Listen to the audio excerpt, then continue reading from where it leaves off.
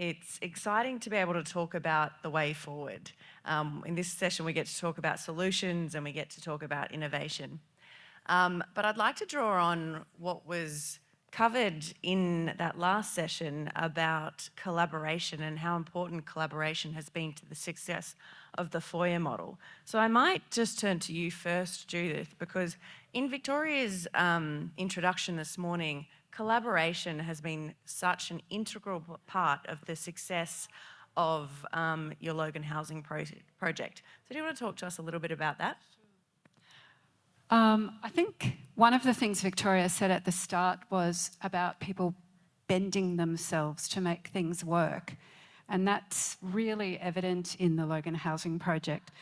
Part of it is because Victoria's really good at asking people and they say yes, hence my role on the board and my speaking here today. But, she's really compelling. So she's brought together this amazing group of really non-traditional players in housing and support of young parents to create a fantastic opportunity out at Logan.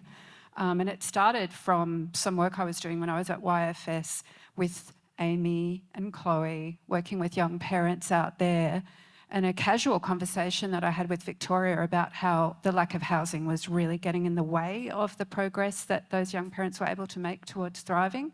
And Victoria took that on and has come up with this amazing solution. She's brought the Housing Investment Fund into play, and without that it wouldn't be possible. But she's also brought architects and project managers and builders. And then also she's looked at what's already there in the community. So YFS is in Logan with a young parents program that's been trialling an integrated model that's really getting some fantastic outcomes.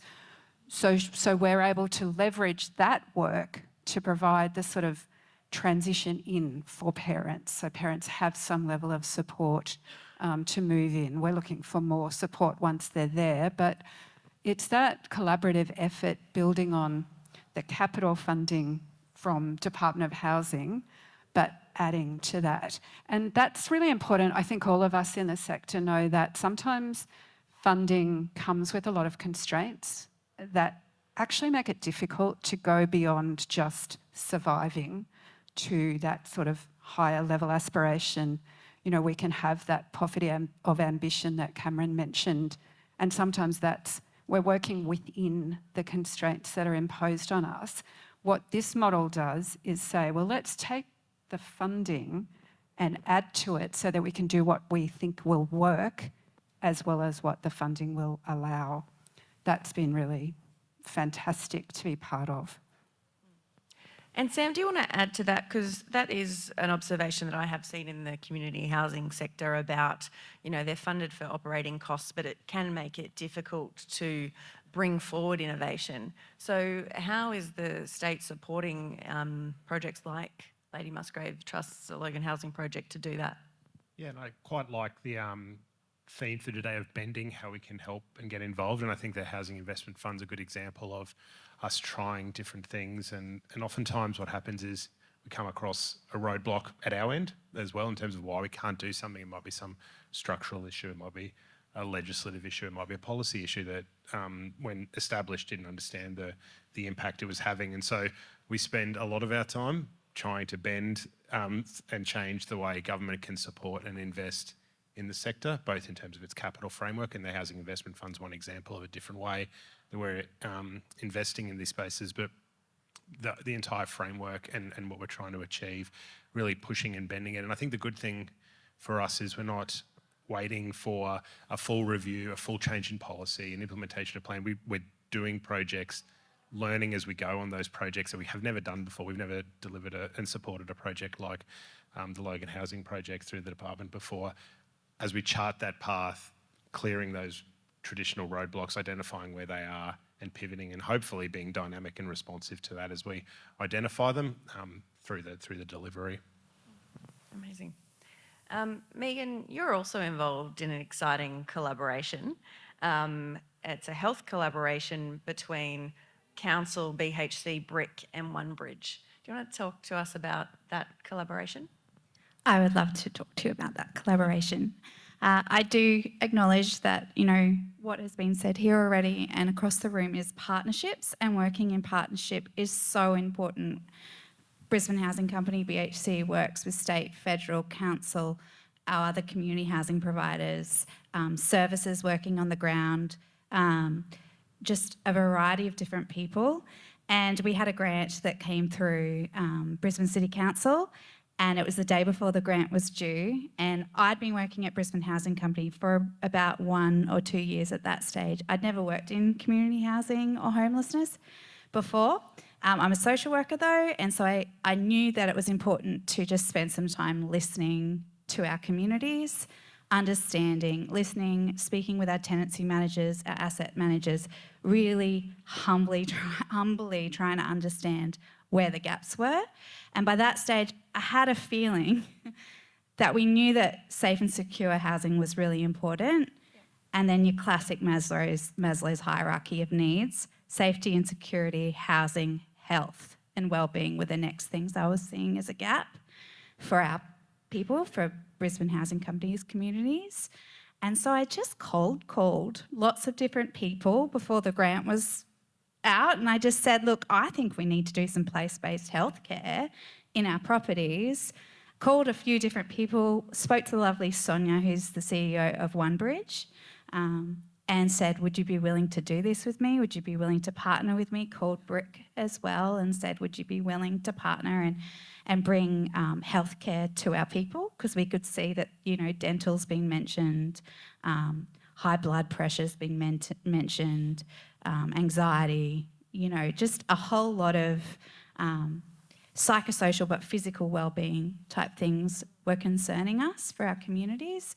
And thankfully we were successful, and it's started last September, this program called Home and Health, and we've been to over 60 different properties between Brick and Brisbane Housing Company in the last 9 months or so. And we've done about 160 different referrals to psychosocial wellbeing services, medical health services, allied health professionals, drug and alcohol. And it's been quite an impactful thing to be able to support our residents with just basic health equity, which is always really hard for our residents to navigate complex systems in the health and mental health systemic space. Wow, what an incredible initiative. Michelle, I'd love to hear your thoughts on innovative models and initiatives. I love your bio, and you've said your lived experience is like a superpower, and that you have an ability to think and to do things differently. And there is nothing we need more right now than someone with that capability. So I'd love to hear your thoughts. Yeah, thank you. And it's given me a lot of hope to see the amount of people in the room today that had lived experience and who are using that as a form of activism. So I experienced homelessness about 10 years ago. For about 4 years, I slept rough. Some people have seen me tell my story in various places, and unfortunately had a terrible time of trying to access our systems and our services and navigate our systems where they are. And unfortunately, I think 10 years on, the way I see our crisis response at the moment, I manage a homelessness hub. We're really on that pointy edge. I don't know if we've really improved as much as someone like me would have wanted us to see us improve. I think we have a sort of staircase model that we're kind of trying to put people through at the moment, a housing ready process where we are forcing people to go through multiple instances of crisis accommodation into a hotel response, into more crisis accommodation, trying to somehow stabilise and become the perfect tenant to then eventually get long-term housing. And I can tell you without a doubt, I would never have sustained that response. When I was homeless, honestly, I probably wouldn't sustain it now either. And we see the exact same reasons people are evicted from hotel accommodation. They haven't changed at all. People are having guests over in the room when they're not meant to. They're using drugs and they're smoking in the room. It's always the same 3 things. They're always evicted. I can tell you for a fact, I stayed in about 10 hotels myself 10 years ago.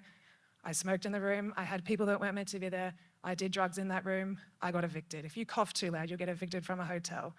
The first rental that I went into, I had drugs in there. I had guests in there. I smoked in that rental. It wasn't a problem because I paid my rent.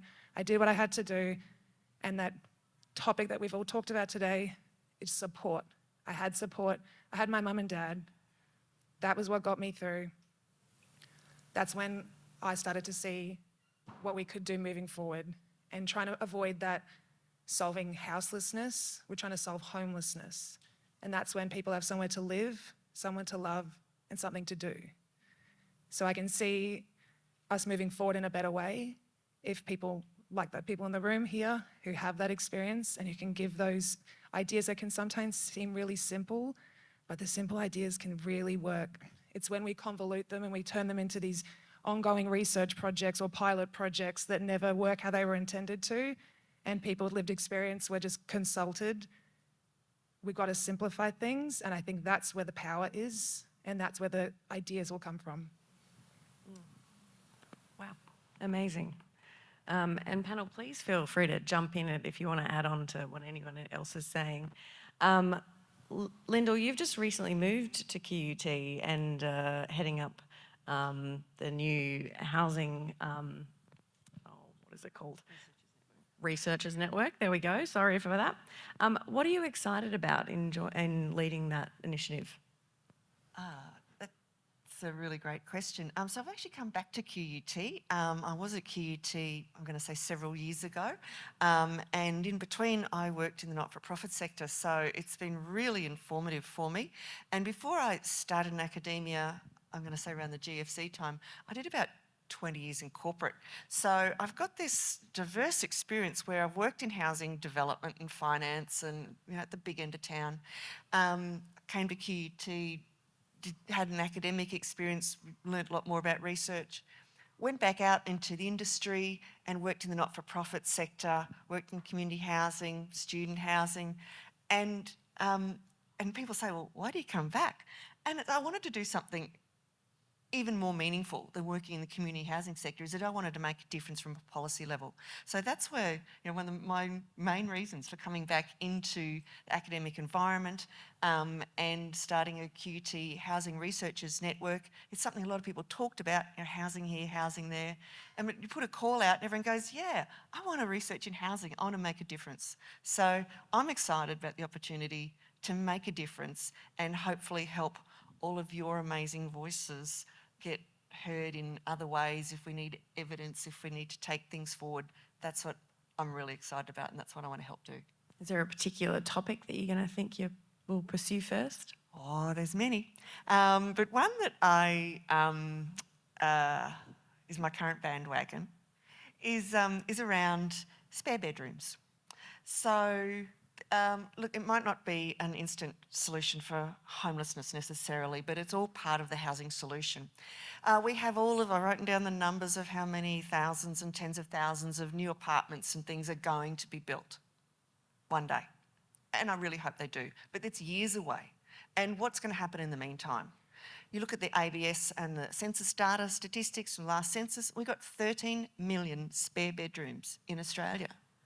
And so it got me thinking, it's like, well, why aren't people renting them out?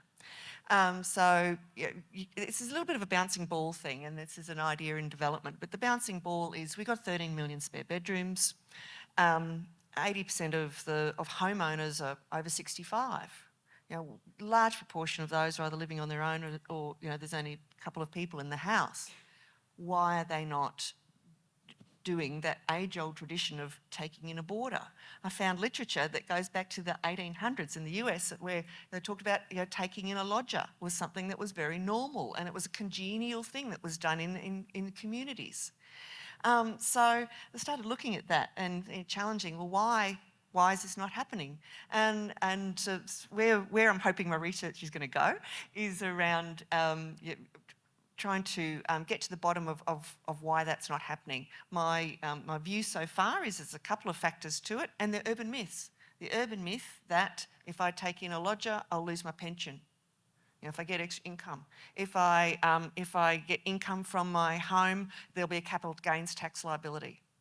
Both of those are myths under certain circumstances, under even current laws. So there's an education exercise out there where we can try to educate people and say, those of you who want to help, you can help, and you're not putting your own financial circumstances at risk. You're actually improving it, because part of that bouncing ball is the cost of living. So you've got older people living in their own homes, but they can't afford the cost of maintenance or to turn the heating on. So what if we're helping those older people with the cost of living by them being able to earn some rent out an extra room, and not impact their pension or incur a capital gains tax liability? Diverse forms of housing is going to be critical to. And that's now. That's existing supply. Yeah. We don't have to wait years for that to happen. And that's, to me, is a really exciting part. So Sam, what are you seeing as you're seeing a lot of things come across your desk at the moment? What's getting you excited about the future and the path forward? Yeah, and you're right. There's lots of exciting things happening, and we, in preparation for today, I gathered a list of all the things that we were doing. And I don't think anyone wants to hear me read through the dot points. There was lots of pages and lots of interesting things, and a lot of that in the Homes for Queenslanders plan is a result of direct advocacy from the groups we've heard of today. So I'm really pleased to see that translate into the plan. So things like the youth foyers, things like the 10 domestic and family violence shelters, and the 5,000 new social homes. And again, just want to address something said, a couple of points said earlier in today. For context, that 53,500 homes is about the number of homes in Cairns. And so I appreciate everyone needs those homes sooner and quicker. Yep. The best time to make that investment and development was yesterday. The second best time is today. So I'm pleased to see we've got that long-term plan in place that helps us plan with that consistency and the development. The other quick note is, yes, we've got caretaker and election coming up. A great acknowledgement earlier of bilateral support. And I can say I'm not taking any holidays during caretaker, neither is the team. And so the work of the department continues regardless. So sure, there'll be some disruption through the electoral cycle, but it doesn't stop the work we're doing and the work we're delivering. But instead of talking through the long list of things we're doing, I think the more interesting thing is how we're doing it. And my observation is over the last year in particular, the work we've been doing has been far more consultative with the sector and seeking views of what we should be developing, where we should be developing it and how we should be developing it. So the traditional model for government may have been to go deliver a whole bunch of infrastructure when funding was made available in a place, and once we started building it and we were getting ready to operate it, start thinking about how we were going to operate it, what did we want that particular piece of infrastructure to do, and who was going to help us operating it. We've tried to flip that and inform the design and service profile of our particularly major infrastructure with the views of the sector, so the people in this room and your colleagues who live and breathe this experience every day. We want to hear what's needed. I think the answer isn't 200 beds, it's the things we've heard today: wraparound services, support services, the ability to connect the whole different parts of government sector into a single infrastructure, and then making sure we design that infrastructure to respond to that. And I'm really pleased to see that level of consultation happening across major projects like the Southport Supportive Accommodation Project and the Ivory Street project we're working through, where we've taken real meaningful steps to engage with the sector to tell us what do we need. You're the ones who are seeing the cohorts we're trying to help. You hearing that firsthand. We're engaging with people with lived experience, so those advocacy groups directly connecting into the work we're doing. And so hopefully what that means is when we deliver those, we're not just delivering a number of homes, we're delivering it in a way that meets the identified service need, meets the needs of the community, meets the needs of the operators and the support services that will be supporting our cohort and tenant within that. So that gets me really excited. It's not just about building boxes and widgets. Obviously part of the core business will always be that, but it's also identifying what are the right types of investment we should be making and how do we make that the most impactful investment, that those 53,500 isn't just widgets, it's the most impactful investment we can make with those dwellings. Yeah, that's awesome. Megan, with your program, do you think it is scalable, or what are the next steps for that? How does it grow and evolve? I think it absolutely, and I would hope it's scalable. I think there's been some incredible initiatives in the community around place-based healthcare, community healthcare, healthcare and community for our residents that we've heard it, have lived through years of institutionalisation. Hospitals are really scary for them.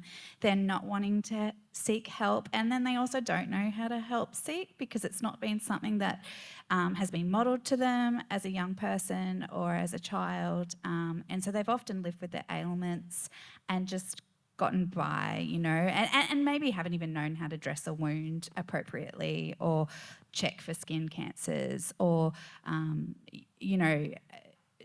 talk about their mental health, and to bring really friendly health professionals into our community spaces at our buildings has been life-changing for a lot of our residents.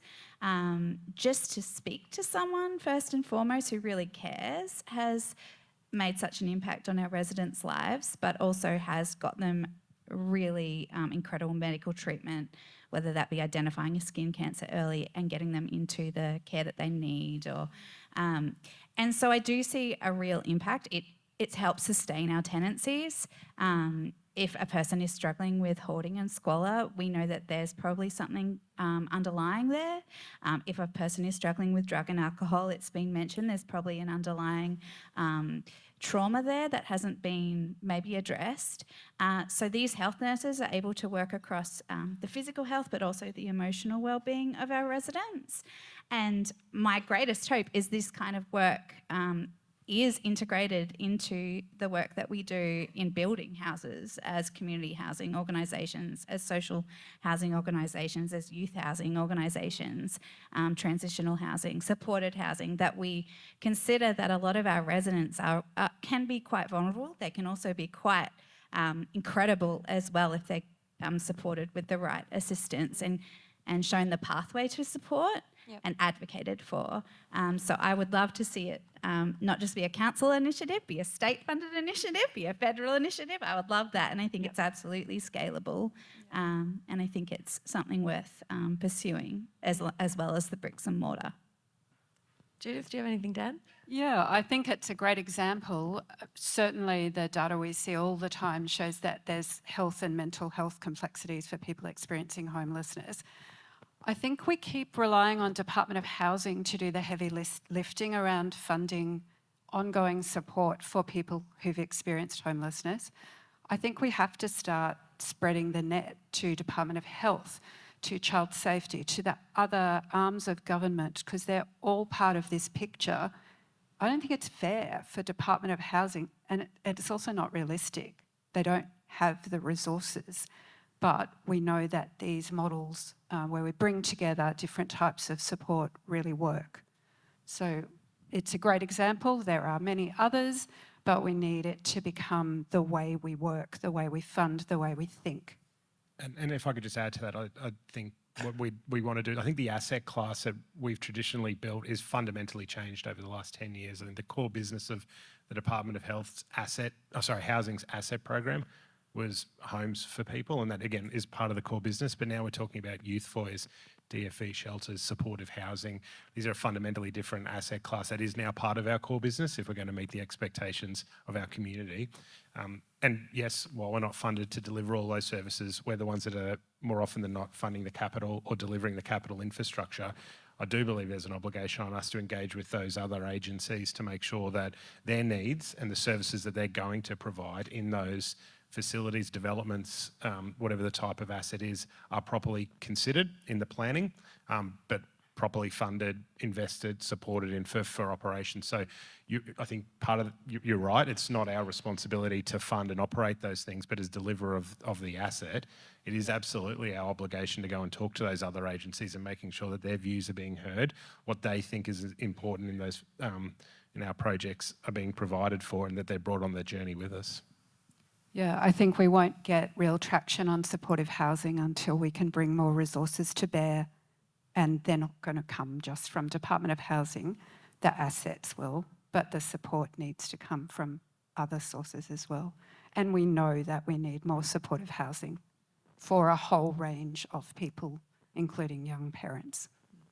If I can just pick up on that, I think diversity in housing type is something that is really important as we look at the, changes to planning systems and that sort of thing. And there was a question earlier on around what can we do as a community. And what I wrote down at the time was there's an organisation called YIMBY. It's the opposite of NIMBY. So, the NIMBY is no in my backyard, YIMBY is yes in my backyard. And what we can all do as a community is support proposals in our local communities where there is diversity in housing choice proposed. It's not going to work if all of a sudden there's a project down the street from us and we all are up in arms about, oh, we don't want that in our neighbourhood. We need to embrace that YIMBY concept. Another one that's similar to that is yes in faith backyard. YIFBY? Don't know anyway. And that's a collaboration between the Yes in My Backyard people and the faith-based organisations, the churches and the like, who have one little church and all this land around the outside, for example. So there's the, I'm going to call it YIFBY movement as well. And so if we can, as a community, if we can embrace and advocate for diversity in housing choices, I think that takes us a really long way as well. Now, just so start to get your questions ready, because I'll just ask one more of Michelle before I hand it over to the audience. But Michelle, you're managing a frontline team, and I can't imagine how challenging that might be. But so how do you foster an environment where your team are supportive, but we all know that the good ideas are going to come from frontline teams. So also foster an environment where, you know, you're generating these ideas and innovation. Yeah, I think it's our responsibility to find the right people and empower them to help them get on with the job, and then make sure we're listening to them, and then trying to put that up as high up as we can, and then trying to get something back down, and then have some ongoing kind of feedback loop. And I think, the people that have more experience and understanding around what we need, I think are the ones that are able to tell us exactly what we need, I suppose you would say. And so I think it's about really having a very respectful kind of, oh God, sorry, that bird just flew on the wall. The heck's happening today? Yes. Lost my train of thought there, but yeah, empowering people. I really lost my train of thought with that bird, sorry, yeah. That's okay. If it comes back, I'll say it later, but yeah. Does anyone in the audience have a question for our panellists?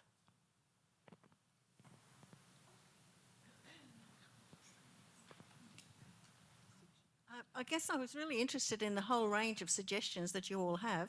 And so a question for you, Sam, is there some process of consultation that the state government through housing actually does with local councils to get in touch with what are their needs in terms of coming with some common solution, and whether this is related to what Judith was suggesting in terms of maybe getting a multiplier on the funding, because I guess it's really in council's interest as well to have good housing for people who live there.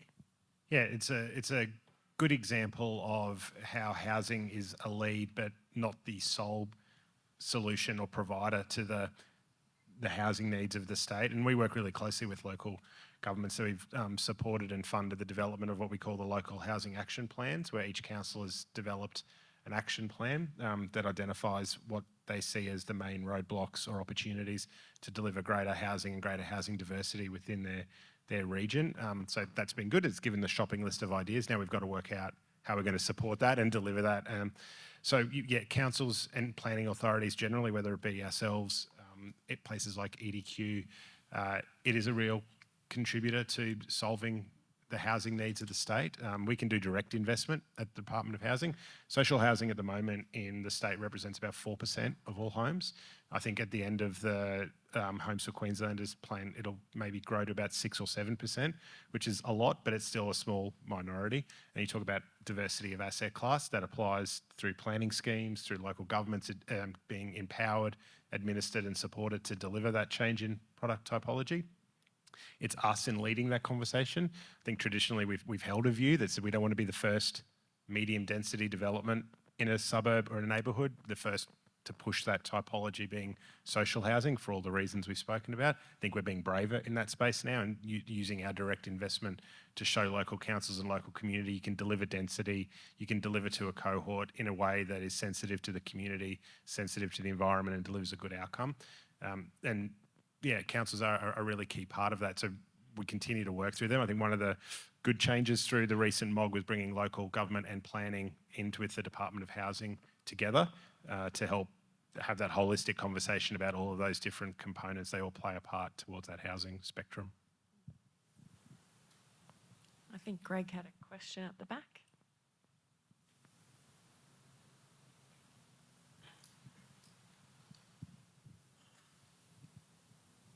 Thank you. I don't know whether it's just a direct question, but I was really interested in the foyer concept. We're just building housing, and I know nothing about supporting people. So if we can think about the fact that we're doing that for young people, what about doing it for the older women from DV and the older women who are on their own? Are there organisations either doing that or prepared to do that similar to the foyer thing? I know Micah has a pretty impressive women's model that I've seen a brochure for. But Sam, what are the other models that you've seen in front of your desk? Yeah, so happy to talk through that. And I think it's an area where we probably haven't done a lot over the last 20 years, but we know we absolutely need to. We've recently announced the Southport Supportive Accommodation Project, which again is one project. It's 200 homes on the Gold Coast, providing exactly what you're talking about for women over 65, women and families fleeing domestic violence, and for a cohort of our population sleeping rough and experiencing housing distress with on-site support services. So, for example, that building is still under design, but let's say it's around 27 stories. 2 or 3 stories of those are going to be 100% dedicated to on-site support services, like the services Leslie talked about at Third Space, like the ones Common Ground deliver over in West End, in on-site to provide that service. We're exploring another opportunity in Ivory Street in the inner city.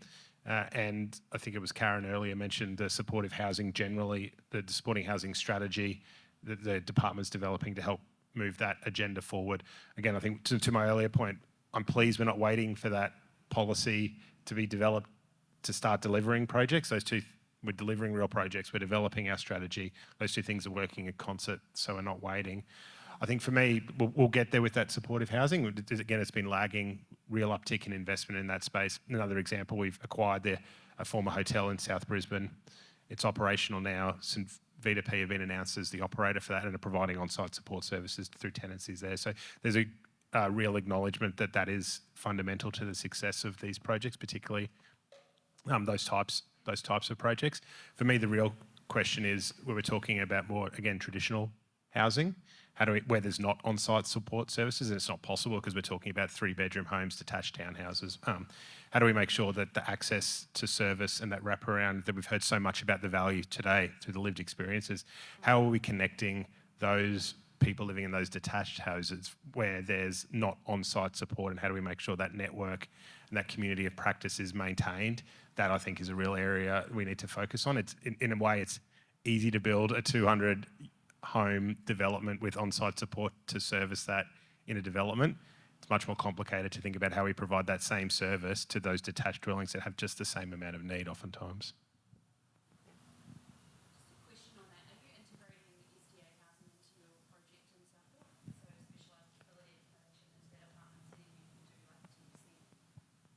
At the moment, I don't think SDA is in scope for that particular project, but we are looking at how do we, but things like platinum, gold, silver design standards are part of the minimum requirements. The SDA overlay with the service provision, partnering with the Commonwealth through places like NDIS is something we also need to grow into. So again, this is an example of having the built form that works and accommodates that cohort. The support services that come in to make that a real success is an area we still need to work through, I think. So, Thanks. Sam, I just want to give a shout out to the supportive housing programs that are currently being delivered at Brisbane Common Ground, and also the supportive housing for families. So there's many women who've experienced domestic and family violence, and a range of other individuals and families that are currently supported in those programs and have been for about 12 years. Yeah, thanks, Sue. And massively impactful work done across the river in the Common Ground and other similar projects. And I heard Cameron earlier talk about the work UQ did to put a number on that. And I think he expressed some frustration that didn't seem to have resulted in change. I guess I'd hopefully, I'm not sure if he's still here, but give him some comfort that that work is spoken about regularly in 1 William Street, and we talk about that as a demonstrated benefit when we talk about how do we make significant investment into these projects. So again, change can be slower than others might hope and like. We all hope and like. As I said, the best time for change was yesterday. The second best time is today. So I think the Homes for Queenslanders plan shows a real commitment to build on the great work that places like the Common Ground does in new and different settings for a broader cohort of our community. That's great to hear because, it's proven to work and it has had an incredible impact in our community, the Common Ground project. I think we have time for one last question if there's anyone who has a burning question to finish up with. Just down here at the front. So I guess my burning question is, when you come back next year, what are you hoping to see? What can you tell us? If you go forward in 12 months' time. A bigger room.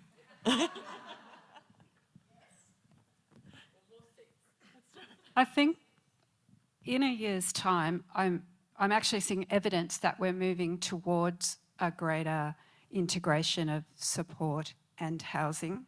So in a year's time, I hope that we'll see more evidence of that on the ground. We'll see greater supply, a real acceleration of that, but we're seeing a recognition that there are so many people who've experienced so many things over multiple generations and they need support to sustain a tenancy, but also, going back to what Trent said, to make room in their lives for love so that they can thrive rather than just survive.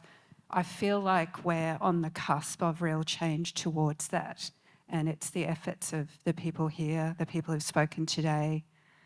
Sam, bringing great people into government to make real change. We're on the way. That's my hope. And I think if I could add to that, I think about the work the Housing Department does in two spaces. We've got the capital delivery program. We've got all the support services we do. My great hope is that the commitment to the 20% uplift to the services funding, now that that's locked in beyond the immediate cycle, allows organisations here and others to reprofile, to plan, to work through how they're going to grow. I know that funding was to meet core need, absolutely, but how does that uplift translate into real change in the way those services, scope, breadth can be delivered? Hopefully that's true. And then for the capital delivery, I guess, I hope we got another question because I don't want to end on a downer, but from a capital delivery perspective, we talk about from project idea to doors opening, depending on the type of project, we're realistically talking 3 years by the time you acquire a site, work out how you're going to fund it, design it, get a planning approval, build it and open it. There is a cycle to that we can't shortcut. It is impossible to shortcut it. We can do better, but we can't turn that into an overnight flick. But what we're hoping to seeing is that pipeline to grow and that overall capacity of the system to start growing. So I'm not going to sit here today and say you're going to see whole new communities of social housing develop this time next year, but I'm hoping you're seeing a pipeline with certainty that shows that that is coming in the cycles. Michelle, I'll end with you. Yeah, just to answer your question, I think in a year's time or 2 or 3, I'd like to see a housing first approach being utilised. Housing first works spectacularly well when we utilise it right. And as more options are coming online, as we know, more options are coming online over the next few years, that we are not excluding scallywags out of that accommodation. The people who have unmet needs, we label them complex. People are not complex. Our systems are too complex. And the more complex that they are, the more the people will come with unmet needs and what I like to say is a scallywag. And so as more accommodation is coming online, we cannot just take the lower needs people. We have to come together as a society and include everybody in that, and a housing first approach will work spectacularly well to move us into a better future. Great note to finish on. Well, thank you to our panel. I'd like to hand back to Rachel.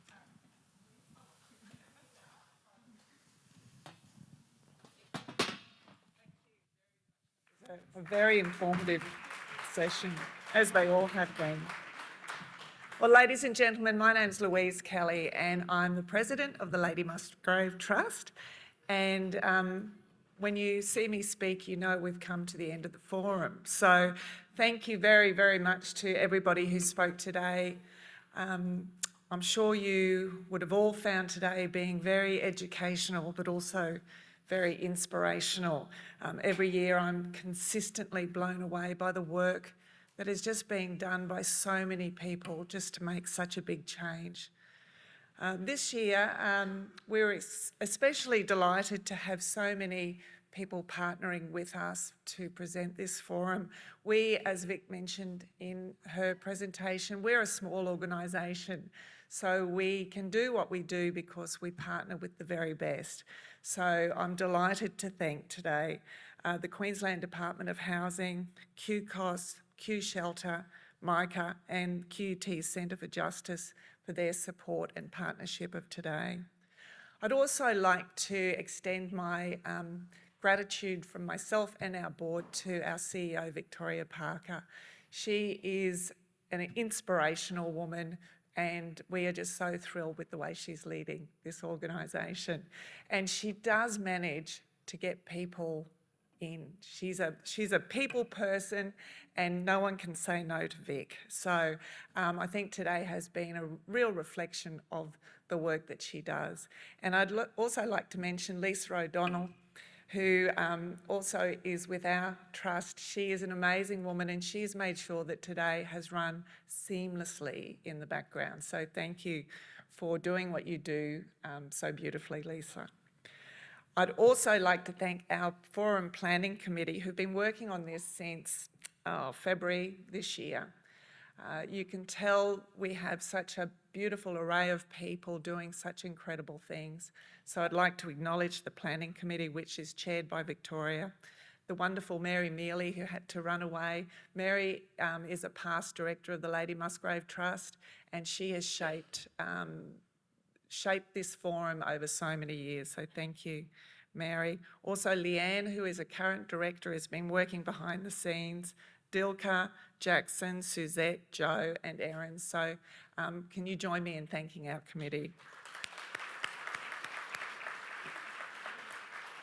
And a special thank you to the wonderful MC, Rachel Mealy, whose voice and talent we've all heard on ABC Radio, for steering us through today's discussions. I have a small gift for you. And a spoiler alert, it is Trent Dalton's book. And it is just the most wonderful book. It's possibly one of my favourite books. So if you haven't read it, please, if you love Brisbane, you'll love that book. It's a great book. To our speakers today, you've all been exceptional. I'm in awe of you all, and thank you for sharing your knowledge and your expertise with us today. Also, thank you everyone who joined us here today and for your questions, and anyone joining us online. We know there are groups of people in regional Queensland who all get together to watch this forum, so it's great that our message is going far and near. And finally, I'd like to thank the very brave women who shared their personal experiences of homelessness with us today. I'm in awe of you. Your resilience, your strength, your courage is nothing short of extraordinary, and it is an inspiration to us all. Conversations around homelessness and also with it domestic and family violence can sometimes be very challenging and confronting and overwhelming at times, and it can take us to a pretty dark place. One of my favourite sayings is that it is better to light one candle than to curse the darkness forever. So, ladies and gentlemen, I think we lit many candles today, and hopefully the darkness is a little brighter. So thank you.